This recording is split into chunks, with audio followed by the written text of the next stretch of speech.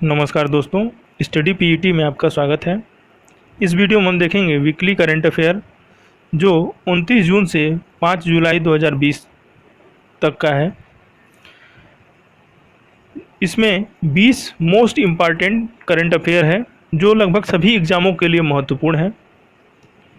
इसका PDF description box में link दिया गया है या हमारे टेलीग्राम चैनल स्टडी पीईटी पे दिया गया है, वहाँ से डाउनलोड कर सकते हैं। अन्य कोई सुझाव हो तो कमेंट बॉक्स में सुझाव दें। इस वीडियो को ज़्यादा से ज़्यादा लाइक और शेयर करें ताकि अन्य छात्रों को भी इसका लाभ मिल सके। तो आइए शुरू करते हैं। पहला क्वेश्चन है, हाल ही में 36वां आसियान शिखर सम्मेलन कहाँ आयोजित किया गया? इसका सही आंसर है ऑप्शन सी, वियतनाम। साल में 2 बार आयोजित की जाने वाली आसियान यानी association of south east Asian nation summit 2020 का 36वां संस्करण वियतनाम के हनोई में वीडियो कॉन्फ्रेंस के जरिए आयोजित किया गया। इस सम्मेलन का विषय था कोहेसिव एंड रिस्पॉन्सिव आसियान। इस शिखर सम्मेलन का मुख्य उद्देश्य कोविड-19 महामारी प्रतिक्रिया, महामारी के बाद रिकवरी और भागीदारों के साथ भविष्य में सहयोग पर था। इससे पहले 36वां आसियान शिखर सम्मेलन अप्रैल 2020 के मध्य में वियतनाम के दा नांग में होने वाला था, लेकिन कोविड-19 महामारी के कारण इसे स्थगित कर दिया गया था। आसियान दक्षिण पूर्वी एशियाई देशों का एक संगठन है। इसका गठन 8 अगस्त 1967 को हुआ था। आसियान में 10 एशियन कंट्री हैं, जिसमें Indonesia, Thailand, Singapore, Philippines, Malaysia, Vietnam, Brunei, Cambodia, Myanmar और लाओस है। नेक्स्ट दूसरा क्वेश्चन है, भारत के बाहर पहला योग विश्वविद्यालय किस देश में स्थापित हुआ? इसका सही आंसर है ऑप्शन बी, अमेरिका। अमेरिका में भारत के बाद दूसरा विश्वविद्यालय योग विश्वविद्यालय स्थापित हुआ है। यह यूनिवर्सिटी अमेरिका के लॉस एंजल्स में है, जिसका नाम है द विवेकानंद योगा यूनिवर्सिटी। इसका वर्चुअल उद्घाटन विदेश राज्य मंत्री वी मुरलीधरन और विदेश मामले की अस्थायी समिति के अध्यक्ष पीपी चौधरी ने किया। यह आयोजन 26 जून को न्यूयॉर्क में भारतीय महावाणिज्य दूतावास में आयोजित किया गया। यूनिवर्सिटी के पहले चेयरमैन डॉक्टर एच.आर. नागेंद्र होंगे, जो स्वामी विवेकानंद योग फाउंडेशन के चांसलर हैं। अंतर्राष्ट्रीय योग दिवस प्रत्येक वर्ष 21 जून को मनाया जाता है। संयुक्त राष्ट्र ने 6ठा योग दिवस की theme yoga for health, yoga on home रखी है। भारत में योग यूनिवर्सिटी बिहार स्कूल ऑफ योग यानी डीम्ड यूनिवर्सिटी है। मुंगेर लकुलिस योगा यूनिवर्सिटी अहमदाबाद गुजरात में है। नेक्स्ट तीसरा क्वेश्चन है, फीफा महिला विश्व कप के संदर्भ में निम्नलिखित कथनों की पुष्टि कीजिए। इसमें पहला है, ऑस्ट्रेलिया और न्यूजीलैंड 2023 में होने वाले फीफा महिला फुटबॉल विश्व कप की संयुक्त मेजबानी करेंगे। दूसरा है, यह टूर्नामेंट 10 जुलाई से 20 अगस्त 2023 के बीच खेला जाएगा। और तीसरा है, यह 9वां महिला फुटबॉल विश्व कप होगा। इसका सही आंसर है ऑप्शन सी, पहला, दूसरा और तीसरा, यानी तीनों सही है। ऑस्ट्रेलिया और न्यूजीलैंड 2023 में 9वें महिला फुटबॉल विश्व कप की सह मेजबानी करेंगे। ऑस्ट्रेलिया न्यूजीलैंड ने इससे पहले कभी महिला विश्व कप की मेजबानी नहीं की है। टूर्नामेंट 10 जुलाई से 20 अगस्त 2023 के बीच खेला जाएगा। इससे पहले अमेरिका और चीन 2-2 बार महिला विश्व कप की मेजबानी की है, जबकि स्वीडन, जर्मनी, कनाडा और फ्रांस ने एक बार टूर्नामेंट को होस्ट किया है। नेक्स्ट चौथा क्वेश्चन है, मैरीलेबोर्न क्रिकेट क्लब यानी एमसीसी के 233 सालों के इतिहास में अध्यक्ष बनने वाली पहली महिला कौन है? इसका सही आंसर है ऑप्शन सी, क्लेयर कोनेर। इंग्लैंड की पूर्व महिला कप्तान क्लेयर कोनोर मेलबोर्न क्रिकेट क्लब यानी एमसीसी के 233 साल के इतिहास में अध्यक्ष बनने वाली पहली महिला बन गई हैं। क्लेयर कोनोर अगले साल अक्टूबर में श्रीलंकाई टीम के पूर्व कप्तान कुमार संगकारा की जगह लेंगी, जो मौजूदा समय में मेलबोर्न क्रिकेट क्लब के अध्यक्ष हैं। कोनेर वर्तमान में इंग्लैंड और वेल्स क्रिकेट बोर्ड के महिला क्रिकेट के प्रमुख पद पर कार्य कर रही हैं। मेलबोर्न क्रिकेट क्लब यानी एमसीसी लंदन में स्थित एक क्रिकेट क्लब है, जिसकी स्थापना 1787 में की गई थी। नेक्स्ट 5वां क्वेश्चन है,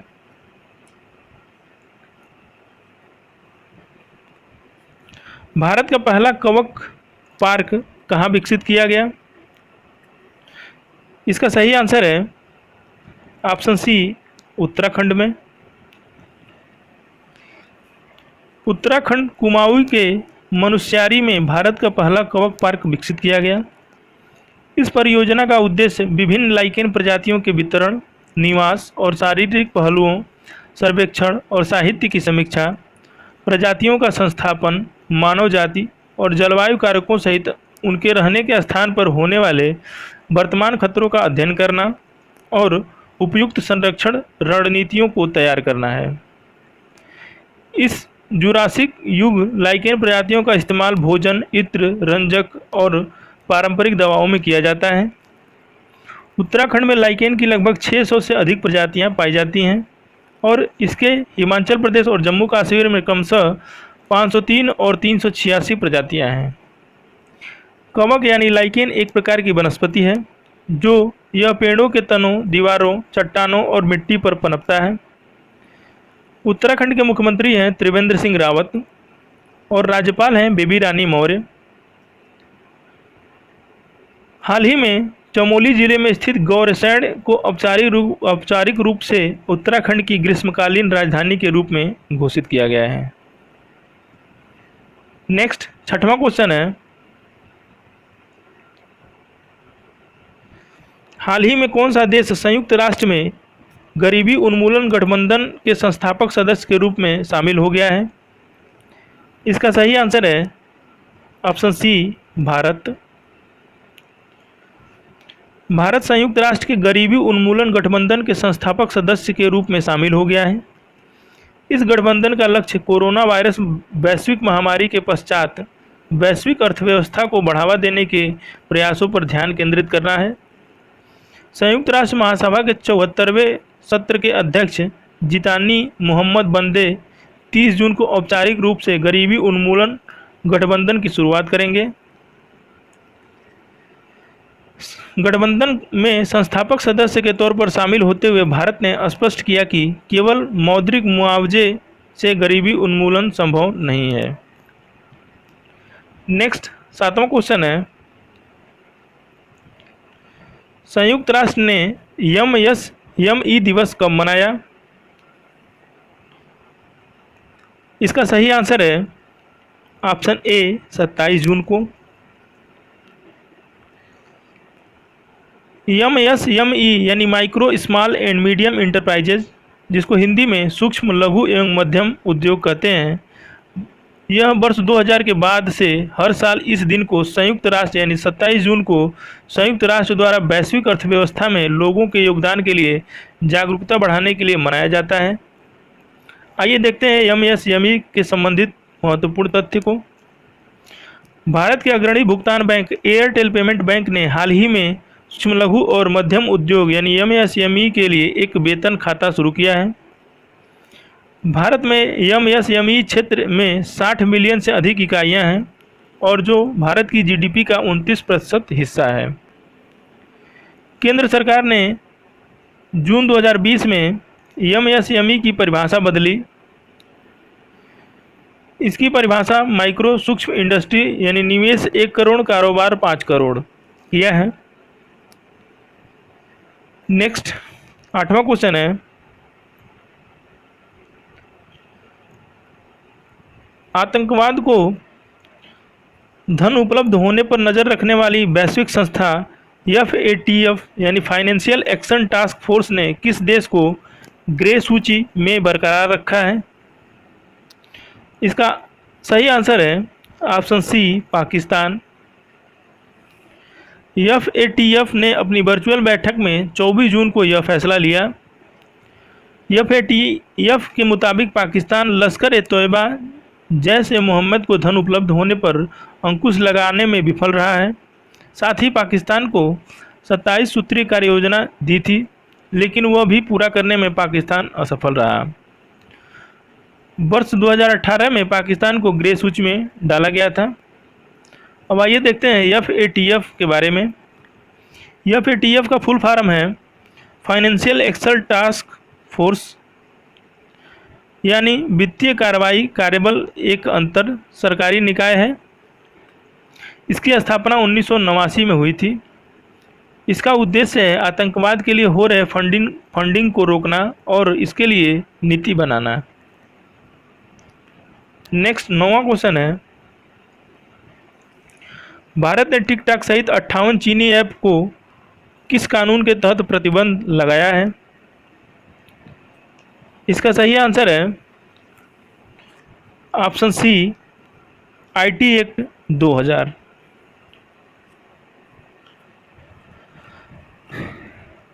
भारत ने 59 चाइनीज ऐप को बैन कर दिया है। इसमें टिकटॉक, UC ब्राउज़र, शेयरइट और कैम स्कैनर जैसे पॉपुलर ऐप हैं।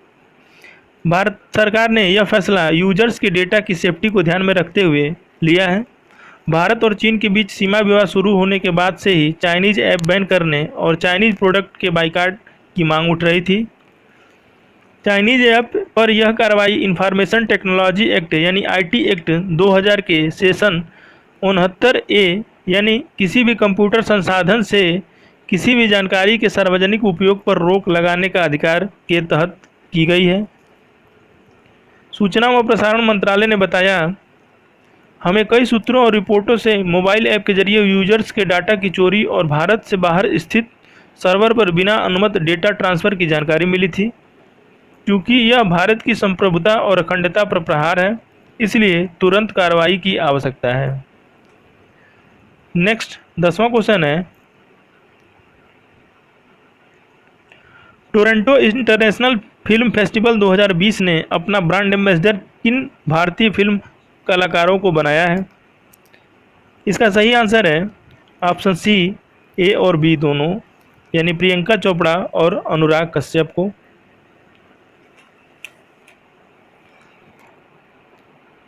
प्रियंका चोपड़ा और अनुराग कश्यप को ब्रांड एम्बेसडर की लिस्ट में दोनों ने 45वें TIFF के ब्रांड एम्बेसडर की लिस्ट में जगह बनाई है।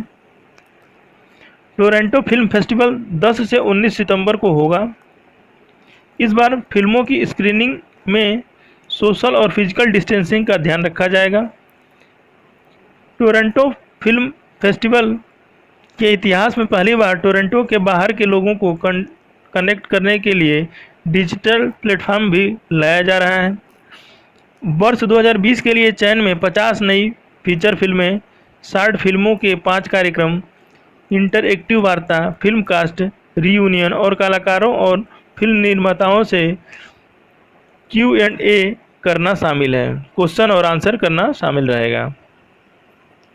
नेक्स्ट 11वां क्वेश्चन है, बिजनर ने किसे भारत का मोस्ट वैल्यूएबल प्लेयर चुना है? इसका सही आंसर है ऑप्शन सी, रविंद्र जडेजा।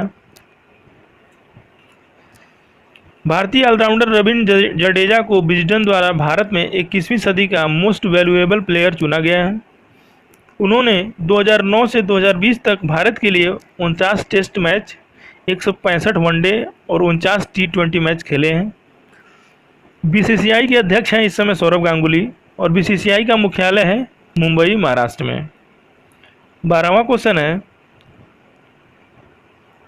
हाल ही में किस राज्य ने दुनिया का सबसे बड़ा प्लाज्मा थेरेपी टेस्टिंग कार्यक्रम प्लैटिना शुरू किया है? इसका सही आंसर है option A, Maharashtra.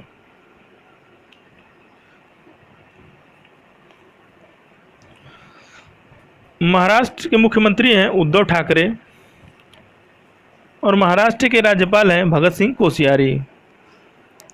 Project Platina को दुनिया का सबसे बड़ा प्लाज्मा ट्रांसप्लांट ट्रायल बताया है।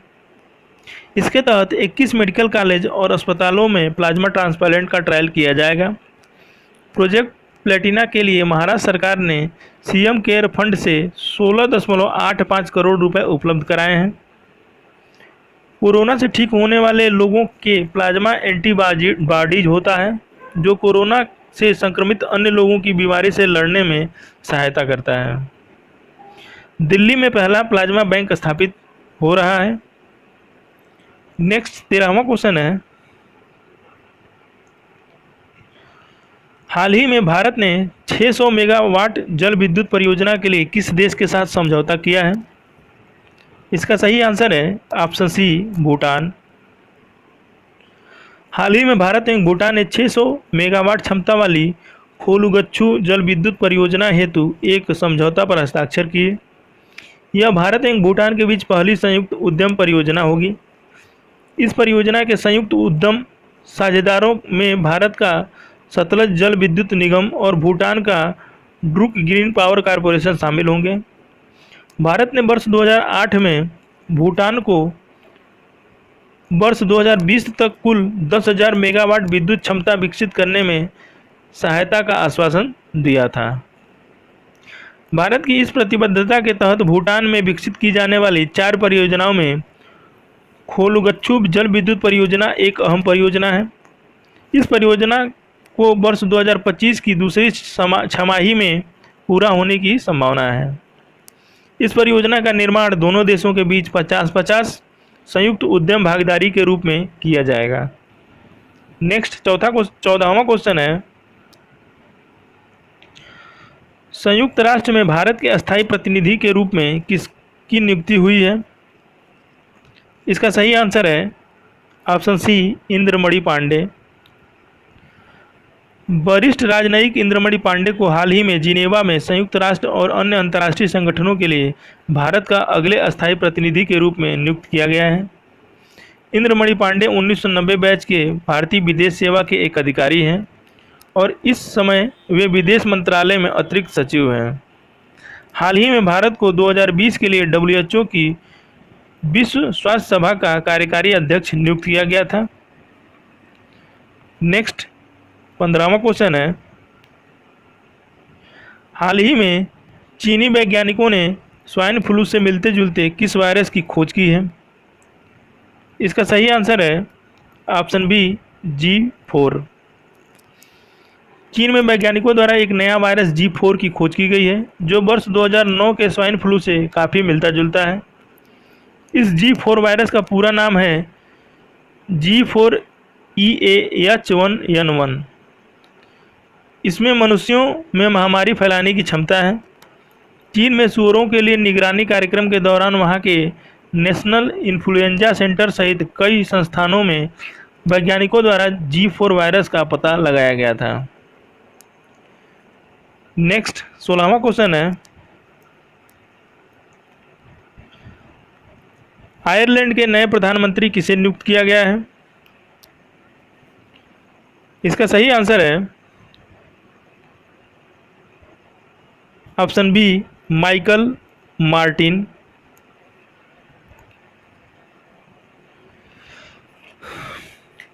आयरलैंड के निचले सदन द्वारा माइकल मार्टिन को नया प्रधानमंत्री चुना गया है। पिछले प्रधानमंत्री लियो वाराडकर, जो भारतीय मूल के थे, अब वह उप प्रधानमंत्री रहेंगे। हालांकि 2 साल बाद भारतीय मूल के लियो वाराडकर फिर से प्रधानमंत्री बन जाएंगे। आयरलैंड की राजधानी है डबलिन और यहाँ के राष्ट्रपति हैं माइकल डी हिंगिस। 17वां क्वेश्चन है, राष्ट्रीय सांख्यिकी दिवस यानी नेशनल स्टैटिस्टिक्स डे कब मनाया जाता है? इसका सही आंसर है ऑप्शन सी, 29 जून को। 29 जून को राष्ट्रीय सांख्यिकी दिवस मनाया गया। 2020 का इसका थीम था good health and well being, यानी स्वस्थ जीवन सुनिश्चित करना एवं सभी उम्र के लोगों के कल्याण को बढ़ावा देना और लैंगिक समानता प्राप्त करना तथा सभी महिलाओं एवं लड़कियों को सशक्त बनाना। यह दिवस प्रशांत चंद्र महालनोबिस जयंती यानी प्रशांत महालनोबिस का 29 जून 1893 को मनाया जाता है। देश में जनगणना समेत अन्य सर्वे करने वाली संस्था इंडियन स्टैटिस्टिकल इंस्टीट्यूट की स्थापना 1931 में महालनोबिस द्वारा किया गया था। सामाजिक आर्थिक नीति तैयार करने में सांख्यिकी के महत्व के बारे में जन जागरूकता के लिए ये दिन मनाया जाता है। आइए देखते हैं जून के सभी महत्वपूर्ण दिन। 1 जून को विश्व दुग्ध दिवस मनाया जाता है, जबकि राष्ट्रीय दुग्ध दिवस 26 नवंबर को। 2 जून को तेलंगाना स्थापना दिवस मनाया जाता है। 3 जून को विश्व साइकिल दिवस मनाया जाता है। 4 जून को आक्रामकता का शिकार हुए मासूम बच्चों का अंतर्राष्ट्रीय दिवस मनाया जाता है। 5 जून को विश्व पर्यावरण दिवस मनाया जाता है। 7 जून को विश्व खाद्य सुरक्षा दिवस मनाया जाता है। 8 जून को विश्व ब्रेन ट्यूमर दिवस मनाया जाता है और 8 जून को ही विश्व महासागर दिवस मनाया जाता है। 12 जून को बाल श्रम विरोधी दिवस। 14 जून को विश्व रक्तदाता दिवस। 15 जून को वैश्विक पवन दिवस और 15 जून को ही विश्व बुजुर्ग दुर्व्यवहार रोकथाम जागरूकता दिवस। 17 जून को world day to combat desertification and drought.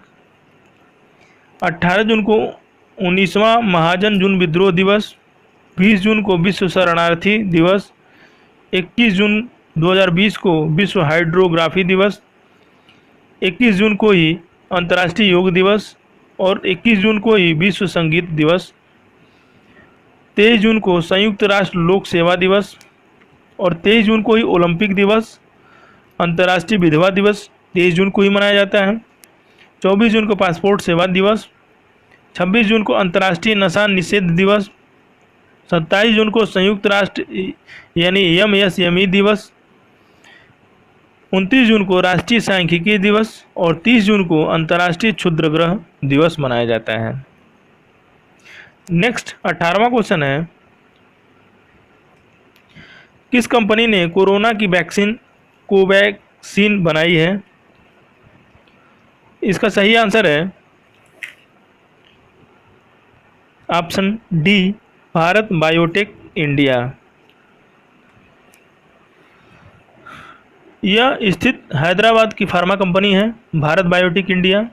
Drug controller general of India, central drugs standard control organisation ने पहले और दूसरे चरण का ह्यूमन ट्रायल शुरू करने की मंजूरी दे दी है।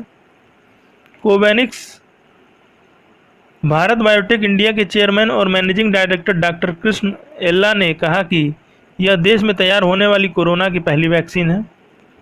इसे कंपनी ने national institute of virology Pune के साथ मिलकर वैक्सीन को बनाया गया है। इसमें डेड वायरस का यूज किया गया है। नेक्स्ट 19वां क्वेश्चन है, ब्लैक लाइव्स मैटर अभियान के असर से किस कंपनी ने अपने ब्रांड फेयर एंड लवली से फेयर शब्द हटाने का घोषणा किया है? इसका सही आंसर है option C, Hindustan Unilever. Hindustan Unilever ने कहा कि वह अपने फेयरनेस क्रीम ब्रांड का नाम बदलने के अलावा पैकेजिंग से वाइटनिंग और लाइटनिंग जैसे शब्द हटा देगी। यह इसलिए हुआ है कि अमेरिका में अश्वेत नागरिक जॉर्ज फ्लॉयड की मौत के बाद अमेरिका सहित कई यूरोपीय देशों में ब्लैक लाइव्स मैटर यानी अश्वेतों का भी जीवन मायने रखता है अभियान चल रहा है। लंबे समय से डार्क त्वचा वाले लोगों के खिलाफ इस शब्द को नकारात्मक तौर पर देखा जाता रहा है। हिंदुस्तान यूनिलीवर के चेयरमैन हैं संजीव मेहता। नेक्स्ट 20वां क्वेश्चन है, वर्ष 2021 में होने वाले एशिया प्रशांत आर्थिक सहयोग समिट को रद्द करने की घोषणा की गई। यह शिखर सम्मेलन कहाँ होना था? इसका सही आंसर है ऑप्शन ए, न्यूजीलैंड। न्यूजीलैंड ने कोविड-19 महामारी के कारण वर्ष 2021 में होने वाले एशिया प्रशांत आर्थिक सहयोग यानी Asia Pacific economic cooperation summit को रद्द करने की घोषणा किया, जिसे न्यूजीलैंड के ऑकलैंड में आयोजित किया जाना था। इससे पहले नेताओं की इस बैठक को चिली सरकार द्वारा 2019 में हिंसक विरोध प्रदर्शन के कारण रद्द कर दिया गया था और साल 2020 की वर्चुअल एपेक बैठक मलेशिया द्वारा आयोजित की जा रही है। एपेक यानी एशियन प्रशांत आर्थिक सहयोग के कार्यकारी निर्देशक हैं डॉक्टर रेबिका फातिमा एस्टा-मारिया और इसका मुख्यालय है सिंगापुर में।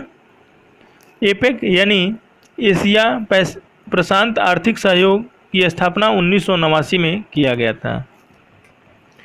इस वीडियो को ज़्यादा से ज़्यादा लाइक और शेयर करें ताकि अन्य छात्रों को इसका लाभ मिल सके। पीडीएफ पाने के लिए हमारा Telegram channel study PET join करें। धन्यवाद।